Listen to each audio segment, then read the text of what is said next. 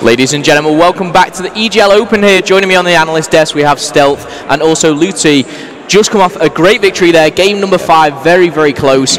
Obviously, we'll run through that in a little bit while, but for you guys at home, this L1. Yep, that's right, L1. Good, good. So, before we get into that game, just tell us a little bit about your tournament so far, how you've almost got to this game. Right, in this event, you mean? Or? Yes, yeah. So, in this event, we played our first game. Not quite sure who it was against. We won easily 3-0 in that game. We are quite confident in our S&Ds, so I think that came across. Best of 5. We're guaranteed 2 S&Ds, which means we only need to win 1 respawn. Yeah. So as soon as we take 1 respawn, I'm pretty confident that we're going to take the whole series. Yeah, I mean, it was a very good performance on the Search and Destroy without a shadow of doubt. I mean, you won the first Search and Destroy on solo 6-4. Yeah. There was a little bit of like iffy moments where I thought Barrage might try to pull it back. Yeah. Why don't you just talk through that one for us? The Search and Destroy, yeah. Yeah, so the Search and Destroy.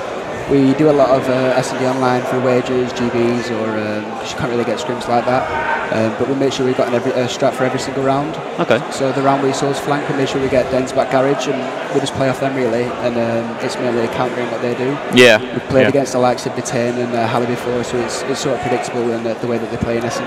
Oh, nice. It's really good for you to kind of say that for each round, because a lot of players will, from my experience, is kind of skip over S&D and just almost wing it on the day. But you know, S&D wins championships at the end of the day. Very kind of common saying, if you like. But don't give too much away. Keep that to yourself.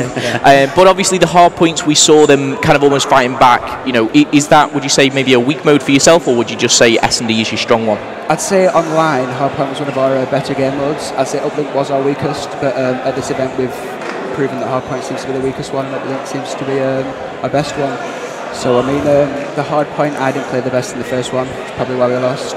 Fortune dropped 52, which was props to him. He's got a habit of dropping over about 49 kills against Halle. Right.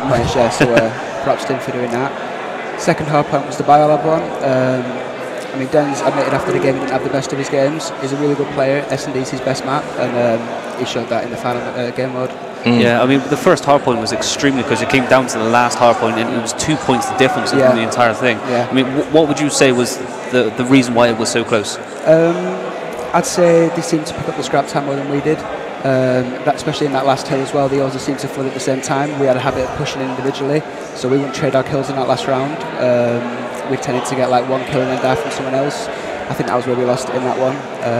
Not to mention the lucky spawns on that last hill in the last 10 seconds. I saw it as well, don't worry, I saw that. But S&D looks very, very strong, and if you can, like you said, go into that and win 40% of your series almost on Search and Destroy at the back of that, that's great, because you know, hard points, uplinks, they can go anyway, and if you've got some strong strats.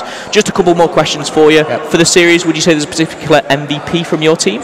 I'd say Fortune so far. He dropped 40 in his first game for us. I mean, we put him down as S&D as his weakest game mode online. He's proven to be one of the better players today.